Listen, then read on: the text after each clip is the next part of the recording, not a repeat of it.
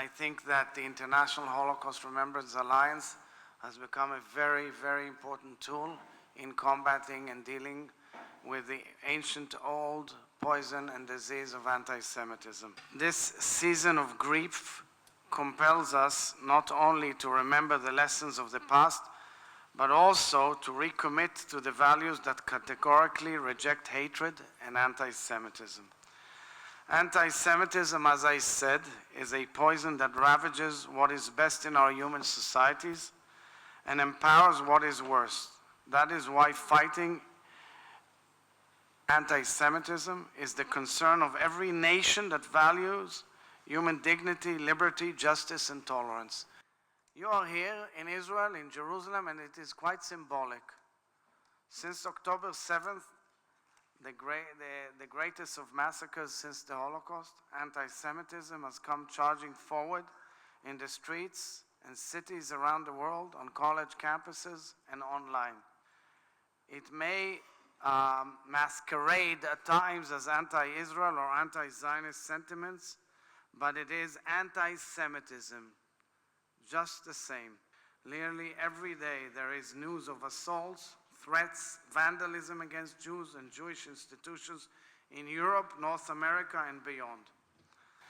As we stand at this crossroads, we must translate our sacred vow of never again into action and use every tool at our disposal to fight for the safety of our communities and the wholeness of our human society. Because I always reiterate, it starts with the Jews, but it never ends with them. Today we must speak up and call it out. Denying the Jewish people's right to self-determination in its own sovereign nation state is anti-Semitism, pure and simple. History has taught us that when a fanatic regime calls for genocide against the Jews, it must be taken seriously. The anti-Semitic Iranian regime must never be allowed to develop a nuclear weapon capability, and its worldwide terror networks of proxies must be dismantled.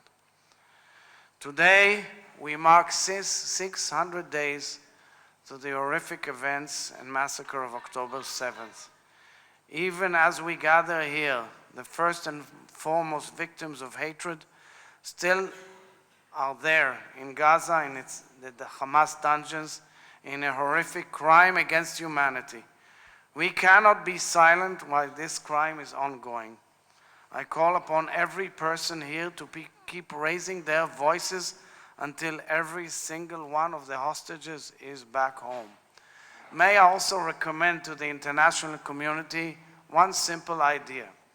We are dealing with a genocidal, jihadistic organization which is part of the proxies of Islamic Jihad, which is, of course, emanates from Tehran and its leadership. And I want to suggest to the international community, sometimes these enemies interpret an argument, a debate between colleagues and between like-minded states as a weakness of Israel. Namely, if there's critical, let's say, of states like Canada or Australia or Britain or France, sometimes they interpret it immediately, and immediately they came out hailing this criticism, whilst not understanding that we all share the same vision of combating terror, anti-Semitism, and demanding our hostages be immediately released. I want to suggest to the international community to show a united front saying, first and foremost, get the Israeli hostages out. At times, it will have a major impact on our enemies and perhaps also help bring them back home. The battle is long and the days are dark, but we must hold fast to the principles that define us and allow them to guide us forward towards a world of justice, tolerance, and peace. And finally, one comment about the issue of the day, which is called the humanitarian aid to Gaza. I want to make clear, we in Israel care. We care for the pain and agony that is also the share of our neighbors, the Palestinians. And I want to recommend that you look into the facts again 400 trucks full of food are held on the Gazan side of the border because the United Nations is refusing to distribute it. That's parallel to our system of distribution. May I recommend that the international community adamantly demand that they be distributed immediately to the people in Gaza.